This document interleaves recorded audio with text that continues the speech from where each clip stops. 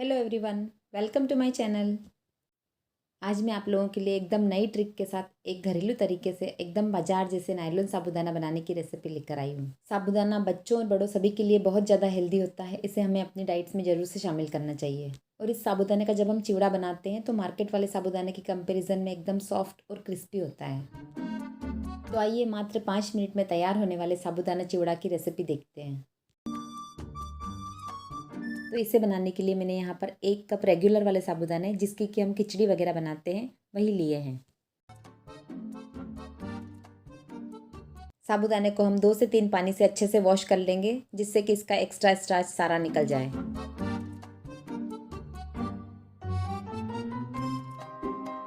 साबूदाने को धोने के बाद इसे हम छन्नी से छान लेंगे, जिससे कि इसमें जितना भी पानी एक्स्ट्रा है वो पूरा निकल जाए। फिर बाद में हम इसमें मेज़र करके पानी डाल देंगे।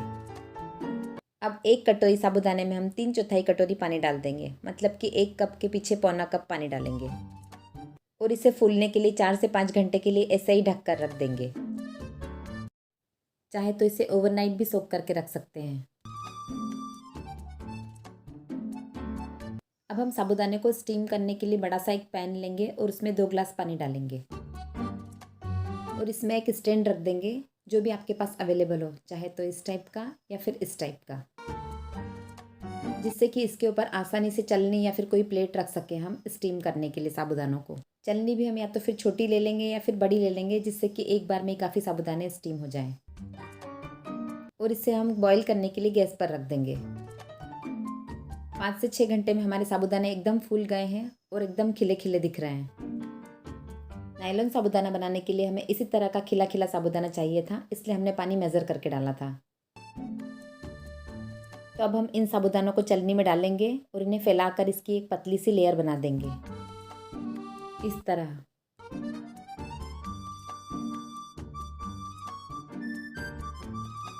अब साबूदाने की इस तैयार चलनी को हम उबलते हुए पानी के ऊपर रख देंगे और उसे ढक्कन से ढक देंगे। हमें साबूदाने को हल्के से ट्रांसपेरेंट होने तक पकाना है, तो कांच वाली लीड में हम बाहर से ही देख लेंगे कि साबूदाना ट्रांसपेरेंट हो गया है। ढकने के बाद इसे मात्र 2 से 3 मिनट तक पकाएंगे। जब तक हमारी पहली वाली चलनी के साबूदाने पक कर तैयार हो रहे हैं, तब तक हम दूसरी वाली चलनी में साबूदाने भरकर उसे तैयार कर लेंगे। 4 से 5 मिनट में हमारे साबूदाने ट्रांसपेरेंट हो गए हैं, तो हम इस चलनी को भाप पर से हटा लेंगे और दूसरी तैयार साबूदाने की चलनी को हम भाप के ऊपर रख देंगे और लिड लगा देंगे। अब हम एक बड़े से बॉल में ठंडा पानी लेंगे और इस चलनी के सारे साबूदानों को हम तुरंत ही उसमें ट्रांसफ़र कर देंगे। चलनी से पानी में ट्रांसफ़र करते टाइम साबूदाने थोड़े से स्टिकी लगते हैं, पर जैसे ही ये पानी में जाते हैं, वैसे ही हल्का सा प्रेस करने पर ही एकदम खिले खिले और अलग अलग हो जाते हैं।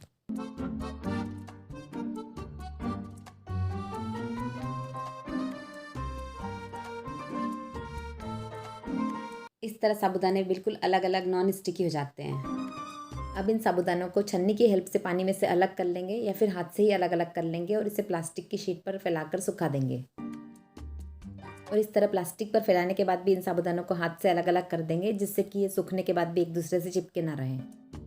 सारे साबूदानों का पानी एक साथ छन्नी में डालकर नहीं निकालेंगे, क्योंकि 5 से 7 मिनट में ही साबूदाने एकदम स्टिकी हो जाते हैं। फिर जब हम उन्हें प्लास्टिक शीट पर फैलाते हैं तो एक दूसरे से अलग अलग नहीं हो पाते हैं। तो इस तरह थोड़े थोड़े साबूदाने डायरेक्ट पानी में से निकालते जाएंगे और उसे प्लास्टिक शीट पर सुखाने के लिए फैलाते जाएंगे।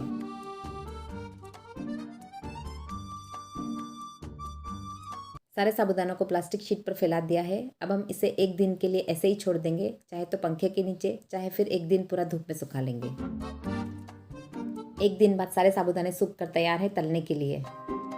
तो अब हम सारे साबूदानों को इकट्ठा कर लेंगे और चाहे तो इन्हें 1 दिन की धूप और दिखा देंगे, क्योंकि हम इन्हें स्टोर करके साल से 2 साल तक रख सकते हैं। देखिए सारे साबूदाने एकदम मोतियों की तरह सूख कर तैयार है।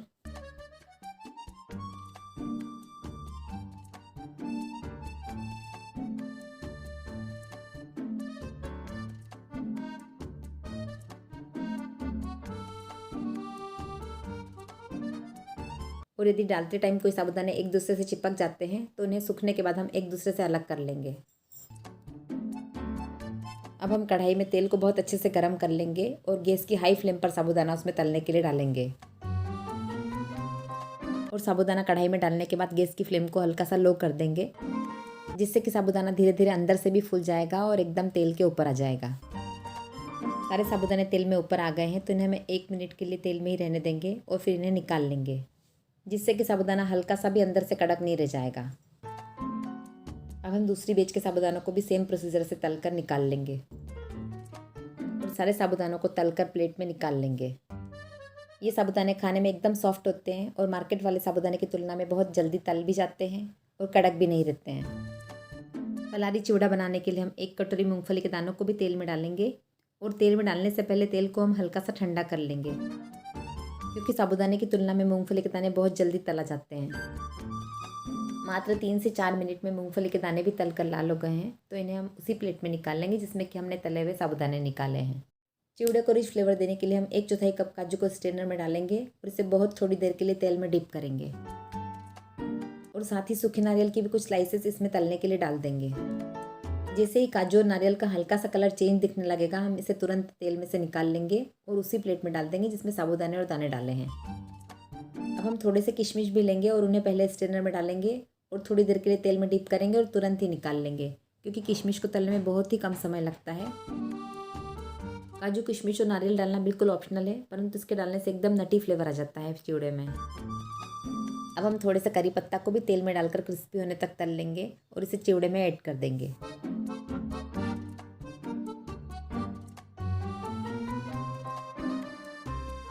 थोड़ी देर ठंडा हो जाने के बाद सभी चीज़ों को अच्छे से मिक्स कर लेंगे, चाहे तो इसे बड़े बर्तन में डालकर मिक्स कर लेंगे।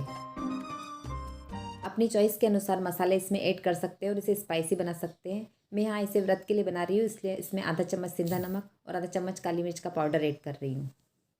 आप चाहे तो इसमें पिसी हुई शक्कर भी ऐड कर सकते हैं, उससे चिवड़े का टेस्ट और कई गुना बढ़ जाता है।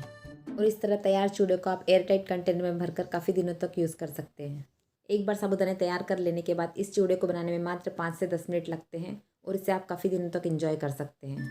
5 मिनट में तैयार होने वाले इस चिवड़े की रेसिपी को आप ज़रूर से ट्राई कीजिए। ये घर में सभी को बहुत पसंद आता है, क्योंकि ये बहुत सॉफ्ट होता है और बहुत ही ज़्यादा टेस्टी लगता है। और वैसे भी साबूदाना खाने में तो हेल्दी होता ही है। आई होप आपको रेसिपी पसंद आई हो।